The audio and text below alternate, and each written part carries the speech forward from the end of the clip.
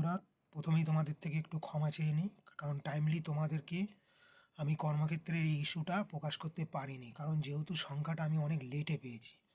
তা মূলত দেখো, সংখ্যাটায় যা বিষয়কে নিয়ে তারা বড় করে হেডিং করেছে, তার মধ্যে প্রথম খবর প্রতিরক্ষা গবেষণা এবং উন্নয়ন সংস্থা।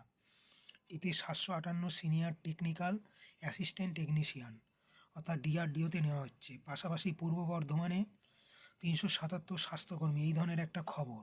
পাশাপাশি বেরিয়েছে দিল্লি সরকারে 300 মাল্টিটাস্কিং স্টাফ, এই ধরনের একটা খবর। পাশাপাশি বেরিয়েছে আর্মি নেভিতে এয়ারফোর্সে 3টে বাহিনীতে 451 অফিসার রিক্রুটমেন্টের খবর। পাশাপাশি বেরিয়েছে 3 বাহিনীতে আরও 394-এর একটা ডাইরেক্ট রিক্রুটমেন্টের খবর। এগুলো দেখে বুঝে সেই বুঝে তোমরা অ্যাপ্লাই করতে পারো। এবং ইন্ডিয়ান অয়েলে 509 অ্যাপ্রেন্টিসের খবরকেও কিন্তু কর্মক্ষেত্র বড় করে হেডিং করেছে।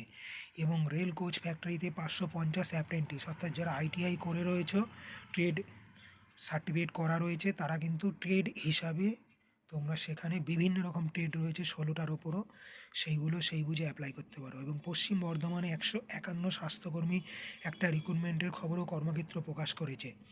এবং ইন্ডিগো এয়ারলাইন্সের একটা রিক্রুটমেন্টের খবরও কিন্তু বেসরকারি হিসাবে হলেও কিন্তু প্রকাশ করা হয়েছে।